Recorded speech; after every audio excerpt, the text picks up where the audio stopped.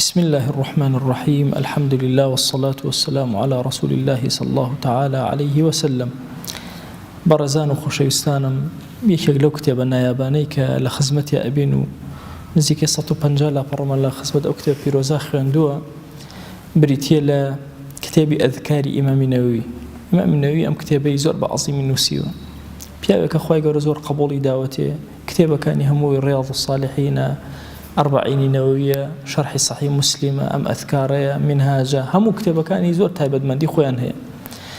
لە دەرسەکانی پێشوە باب زۆر شتمان باس کردووە. ئەم بابەی کە ئەمڕۆ لە خزمەتە باسی ئەکەین، ئینسان هەندێک جار شتی لێ عاسی ئەبێ عاسی. طبیعی جاری وایە بڕغویەکە بۆت ناکرێتەوە لێت عاسی ئەبێ. جاری وایە ئەچی بۆ کارێک و دەست ئەبەسرێ ناکرێ، هەرچی هەوڵ ئەدەی محاولە ئەەکەی نایەتە بەس.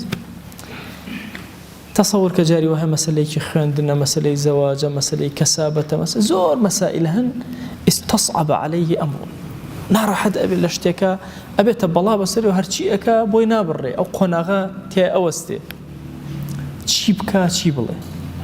پێغەمبەری خوا صلی الله عليه وسلم ئیرشادی ئێمەی کردووە، فەرموویەتی ئەگەر هاتوو شتێک ناڕەحەتی کردن نەتان ئەتوانی کە بیبڕن، ئەم دوعایە بخوێن: اللهم لا سهل إلا ما جعلته سهلا. خوای گیان هیچ ئاسانیەک نییە ئیلا شتێ نەبێت کە تۆ ئاسانیک. وأنت تجعل الحزن إذا شئت سهلا. طبعا سهل لە زمانی عەرەبیە بە دەشت ئەوترێ، حەزنیش بە کێوی زۆرڕەق ئەوترێ. هەندێک کێومان هەیە خۆڵی زۆرە، هەندێک کێومان هەیە هەر بەردە. ئەو کەسانەی کە چوونە سعودی ئەزانن ئاوا دیقەت ئەدەی هەمووی شاخی ڕەشە، شاخەکانیان هەموو شاخی ڕەش. ئەوە پێوتێکی پێوتە حەزن. خوای گیان تۆ خۆت ئەگەر ویستە بێ ئەو شاخە ڕەقە بەردینە ئەکەیتە زەویەکی ساف و سۆڵ و نەرم، دەیا ئیلاهی کارەکەم بۆ ئاسان. ئەم کەلیماتانە بڵێ بچۆ بەدەم کارەکەتەوە، کارەکەت بۆ سەهل و ئاسان ئەبێ. ئەگەر کەسێک مەعیشەتی زەحمەت بوو، ڕزقی سوار بوو، ناڕەحەت بوو مەعیشەتی، چی بکەن؟ ئەفەرمێ: ما يقول إذا تعسرت عليه معيشته. ئەگەر کەسێ مەعیشەتی زۆر ناڕەحەت بوو، تووشی ئەنواع قورسی ئەبوو لە مەعیشەت و لە زەحمەتی ژیانی. ابن عمر بۆمان ئەگێڕێتەوە پێغەمبەریان صلى الله عليه وآله وسلم فەرمێ: ما يمنع أحدكم إذا عسر عليه أمر معيشته أن يقول.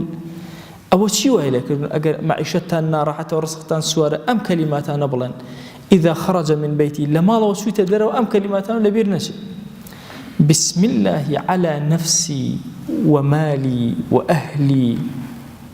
وقتی خۆی پیاوە پیرەکانی خۆمانیان و بسم الله عن نفسي ومالي، عنیان ئەوت، عن غەڵەتە. بسم الله على نفسي، على مالي، على أهلي. بسم الله على نفسي ومالي وديني. خوای گیان بەناوی تۆ، هاوار بۆ تۆ یا ئیلاهی.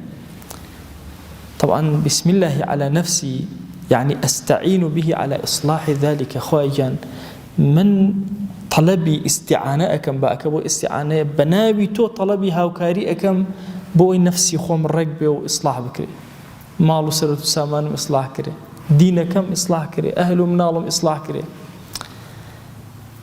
بسم الله على نفسي ومالي وديني. أعمل لبير نفسي زور آسان أمسي كلمة بسم الله لما الله أشيد دروا بسم الله على نفسي ومالي ودين. سيشت خوای گیان هاوکاری لە تۆ وەرەگەم، طلبی هاوکاری لە تۆ ئەکەم یا ئیلاهی و ئەم سێشتە مەعیشەتێ ناڕەحەتە ڕزق سوارە، ئەم کەلیماتانە بڵێ بچۆرە دەرەوە. اللهم رضني بقضائك. خوای گیان ڕازیم کە بۆ بڕیارەی کە خۆت ئەیدەی. وبارك لي فيما قدر لي. خوای گیان ئەوەی کە کردوتە بە قسمەتی من بەرەکەتی تێ بکە. حتى لا أحب التعجيل ما أخرت ولا تأخير ما عجلت. خوای گیان وهام لێ بکە پەلەم نەبێ لەو شتەی کە تۆ هێشتا پێت نەداوم، تەحملم هەبێت تا خۆیت. و ئەوەش کە تۆ بە زوو بۆ تێناوم هەر بە هەمان شێواز پاڵی پێوە نەخێنم دووری خەمەوە. طبعا ئینسان جاری وا هەیە بۆ ڕزقی سوارە بێ، جاری وا هەیە قەدەری خۆ ئەو هەیە سوور لێرە ڕەب العالەمین ڕزقێکی گەورەی بۆ داناوە، هەر لە خۆ عەقڵی ناگرێ ناچێتە سەری. جاری وایە تەب ئەو کوتێ بۆ شوێنێکی دوور هێشتا سەرەی نەگەیشتە بیگات بالضبط مناڵە بێنە پێش چاوی خۆتان لە مەسەلەی ڕزقا ئەم مناڵ لە قۆناغێکە تۆ قەت ناتوانی 250 بێتێ بچێتە بازار شتێ بکڕ لە قۆناغێکی ترە وەهای لێ ڕشت پێ ئەکا ئەچێ شت بۆ خۆی ئەکڕێ لە قۆناغێکی ترە شت بۆ ماڵەوە ئەکڕێ دوای خۆی ئەکەوێتە سەر کار و کەسابەت و کارێک بۆیە ئەو شتێک کە تەخیرە لە حیاتی توێ بۆ تۆ زۆر خەتەرە ئەگەر مناڵێکی بچووک بێنی یەکسەر بخێتە ناو بازارەوە غەڵەتە هەموو ماڵەکەی بە هەدەرە ئەچێت و ئەڕوە بۆیە ئەبێ ئەو شتێکەوە خۆی گەورە تەخیری کردو هێشتا پێت نەگەشتوە تەحەمولی هەبێ بەرامبەری ئەوەشی کە هاتووەتە بەرامبەرت پاڵی پێوە نەنی بۆیە عەتا ئەڵڵای سکەندەری قسەیەکی زۆر عەزیمی هەیە ئەفەرمێ ئەگەر دەرگایەکی ڕزق خۆت لە خۆتت داخست زۆر بە زەحمە دەکرێت بەڵام ئەگەر خوا لێی داخستی مەترسە چاکترێ بۆ ئەکات جاری وە هەیە دەرگایەک خۆت لە خۆتی داخی ئەوە زۆر بە زەحمەت بۆ دەکرێتەوە هەندێک جاریش نا دەرگایەک دیقەت ئەدەی ڕەب العالەمین هەر خۆی قەدەرەکە ئەو هەیە دەرگاکە نادا بەدەسەوە و دائەخری هیچ گوێ مەدەر ئیتر لە مەسەلەی زەواجە ئینسان جاروێ بەبێ دەسەڵاتی خۆی شکست دەهێنێ لە مەسەلەی کار و کەسابەتە ئەو هەموو عەقڵی خۆی خەرجدا و هەموو وەسیلەکانی بەکەنەوە زەرشی کرد گوێ مەدەرێ خۆی گەورە ئیلا بۆت قەرەبووە کاتەوە چاکتر بەڵام دەستی خۆت لە کارەکە و تۆزە موسیبەت بۆیە لەم فەرمایشتە ئەفەرمێ وەلا تەخیرە ما عەجەلت جاری وایە خوا شتێکی زوو بۆ هێناوی تۆ پاڵی پێوێنێ دووری ئەخێتەوە ڕزقەکەی خۆت دوورەخەی درەنگ پێیەگەی هەر ڕزقی تۆش ئاخیرەن پێیەگەی جاری وایە ئینسان لە کار و کەسابەتە یا لە ژنهێنانە گەنج زۆر تووڕابن کورە جەماعەتی گەنجەکان ئەڵێن وەڵات داوای 3 کچم کرد 4م کرد بۆم نەبوو کورە 50 گوێمە دەنێ بۆ کە جاری وا هەیە ئەو مەسئلەی کێتە پێشەوە باشە کە تۆ پەلەتت تایە خۆی گەورە بڕیاری وا داوە کە تەخیر بێ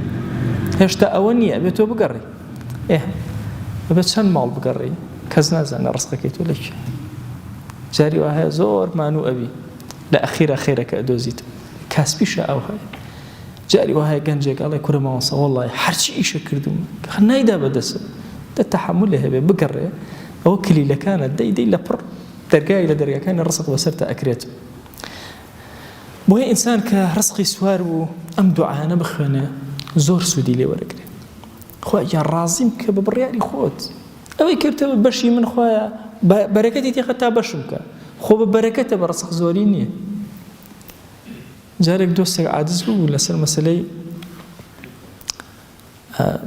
زەویەکەم تەرتیبە کردووە ئەنە تۆزێک خەلەلێکی بۆ ئەو دروست کردووە عاجز بوو زۆر تووڕە بوو لەوەی کە ئەو خەلە بۆ ئەترسا کاسبەکەی ئەو زەرەرکە مش کە بینیم زۆر تووڕە بووانە وتم تۆ زۆر سەیری وتم وازای ڕزق لە زەویە لە ئاسمانە تۆزێک وەسا و وتی وەڵا لە ئاسمان دەتم کە لە ئاسمانە بۆچی خۆمانوەکەی بەسەر زەویە کی ئەڵێ ئەمەی من باش ناوێ بۆ تۆ چوزانی کی ئەڵێ ئەم تۆزەی کە من ئاوا بۆ شێوازەی لێ ئەەکەم و بەلای تۆ ناشرین ئەبێ ئیشەکەت لەوەسی ئەو پەڕی جەماڵ بۆ ئیشەکەت فعلەنی جەماڵ بۆ ئیشەک ئینسان